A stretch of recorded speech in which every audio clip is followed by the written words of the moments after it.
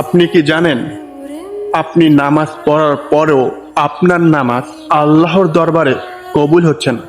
এটা আমি বলতেছি না, আল্লাহর রাসূল সাল্লাল্লাহু আলাইহি ওয়াসাল্লাম বলেছেন। আবু হুরায়রা রাদিয়াল্লাহু তাআলা থেকে বর্ণিত, আল্লাহর রাসূল বলেন, এক সাহাবী নামাজ পড়লেন। নামাজ শেষ করে আল্লাহর রাসূল ওই সাহাবীকে বলেন, যাও তুমি আবারও উজু করে এসে পুনরায় নামাজ পড়ো ও টাকনুর উপরে কাপড় পরিধান করো। এক সাহাবী এসে জিজ্ঞাসা করলেন, হে আল্লাহর রাসূল, আপনি ওকে উজু করার নির্দেশ কেন দিলেন? আল্লাহর রাসূল বলেন, যে ব্যক্তি টাকনুর নিচে লুঙ্গি ঝুলিয়ে বা কাপড় পরিধান করে নামাজ পড়ে, ওই ব্যক্তির নামাজ আল্লাহ তাআলা কবুল করে না। আর যে ব্যক্তি টাকনুর নিচে অহংকারের সাথে কাপড় পরিধান করে চলাফেরা করে, কিয়ামতের মাঠে মহান আল্লাহ তাআলা ওই ব্যক্তির দিকে ফিরেও তাকাবেন না। আবু দাউদ 4086।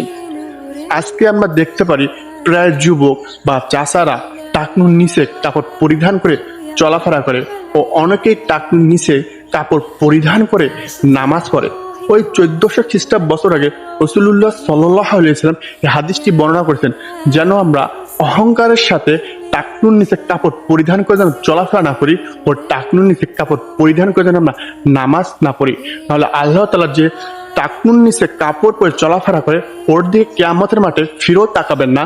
আর যে টাকনুর নিচে কাপড় পরিধান করে নামাজ পড়ে, ওর নামাজ মহান আল্লাহ তাআলা কবুল করবেন না। তাই আমরা যেন সতর্ক হয়ে যাই, এই হাদিস পুরো আমল করি। 1400 খ্রিস্টাব্দ বছর আগে আমার নবীজি এই হাদিসটি বর্ণনা করে গেছেন।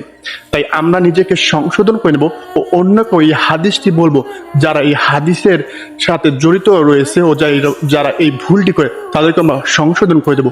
কেননা রাসূলুল্লাহ সাল্লাল্লাহু আলাইহি ওয়াসাল্লাম বলেন, যে আমার একটি হাদিস শুনলো, অন্যের কাছে পৌঁছিয়ে দিল, তাকে সংশোধন করে দিল, মহান আল্লাহ তাআলা তার প্রতি রহম করলো এবং তার আমলনামায় সাদগায়ে জারিয়া দান করলো। সুবহানাল্লাহ। তাই আমরা বেশি থেকে বেশি হাদিসটি একে অপরের কাছে পৌঁছে দেবো। মহান আল্লাহ তাআলা আপনাদের প্রতি রহম করুন।